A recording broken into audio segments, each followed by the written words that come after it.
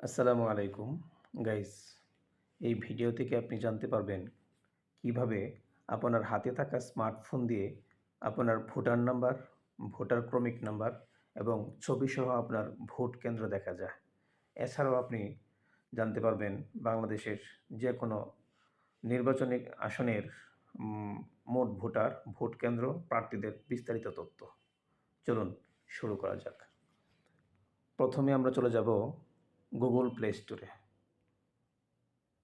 Google play store, নিচে charge বক্সে click করে লিখব smart, SMART, smart election commission BD চলে আসছে। Smart election smart election management, ওখানে আমরা এটা ইনস্টল করব। এটা হচ্ছে 13.37 MB, একটু সময় লাগবে। ইনস্টল হয়ে গেছে। এরপর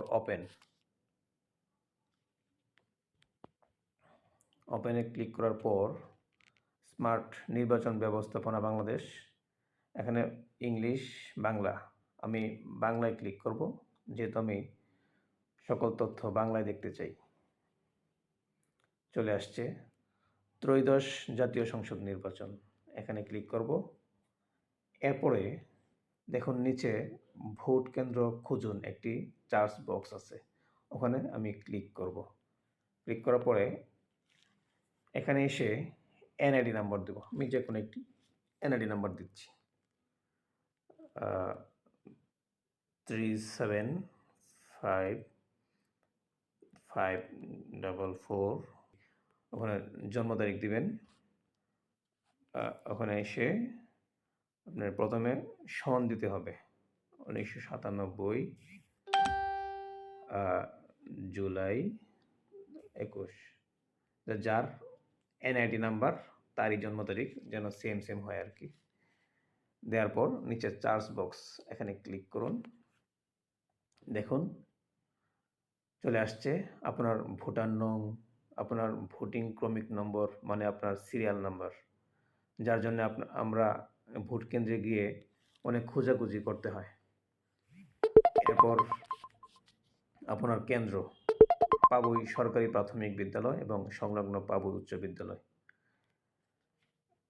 আপনি যে কেন্দ্রে ভোট দিবেন এর ছবি নিচে, এই যে ছবিটা আপনি দেখতে পাচ্ছেন আপনার ভোট কেন্দ্রটি। আচ্ছা, এবার ব্যাকে গেলাম। ব্যাকে গিয়ে আমরা অন্য কিছু দেখতে চাই, মনে করুন ঢাকা 10 আসনের অবস্থা দেখতে চাই বিস্তারিত। ঢাকা 10 ক্লিক করলাম, ওখানে মোট ভোটার, পুরুষ মহিলা ভোটার, ভোট কেন্দ্র সব আছে। নিচে সংসদ সদস্য প্রার্থী যারা আছেন, যারা নির্বাচন করবেন, সকলের তথ্য ওখানে দেওয়া আছে। ওখানে ক্লিক করলে আরও বিস্তারিত অনেক কিছু জানা যাবে। আবার ব্যাকে গেলাম, মনে করেন আমি আমারটা দেখতে চাই। আবার ওখানে ক্লিক করে আমার ধরেন বিভাগ ময়মনসিংহ, আমি ওখানে ক্লিক করলাম। এই বক্সে ক্লিক করে জামালপুর, নেত্রকোনা, ময়মনসিংহ, শেরপুর, আমি নেত্রকোনা ক্লিক করলাম। আমি কোন নেত্রকোনা কত নাম্বার জানতে চাই, সংসদীয় আসন নেত্রকোনা 5 মনে করেন, 5-এ ক্লিক করলাম। মোট ভোটার, পুরুষ ভোটার, মহিলা ভোটার, হিজড়া ভোটার, মোট কেন্দ্র, পরে সংসদ সদস্য প্রার্থী কয়জন আছেন, ওখানে 3 জন প্রার্থী আমরা দেখতে পাচ্ছি, মাসুম মুস্তফা দাড়িপাল্লা। এরপরে হচ্ছে মোহাম্মদ আবু তাহের তালুকদার ধানের শীষ, মোহাম্মদ নুরুল ইসলাম হাত পাকা। ওখানে ক্লিক করলে আরও বিস্তারিত জানা যাবে। মনে করেন মাসুম মুস্তফা, আমি উপরে ক্লিক করলাম, ওখানে ওনার ছবি, তারপরে ওনার মার্কা সহ দেখা যাচ্ছে। এরপর নিচে আরও অনেক আছে, হলফনামা, আয়কর রিটার্ন, নির্বাচনী ব্যয় ও ব্যক্তিগত সম্পদের বিবরণী, অনেক। এগুলিতে ঢুকলে আরও অনেক কিছু দেখা যাবে। মনে করেন হলফনামা ঢুকলাম আমি, এই হলফনামা, ওখানে অনেক কী হলফনামা আছে, এগুলি বিস্তারিত লেখা আছে। ব্যাকে গেলাম। গাইস, আজকের মতো ভিডিও এখানেই শেষ। ভিডিওটি ভালো লাগলে অবশ্যই শেয়ার করে অন্যকে জানার সুযোগ করে দিবেন। ধন্যবাদ।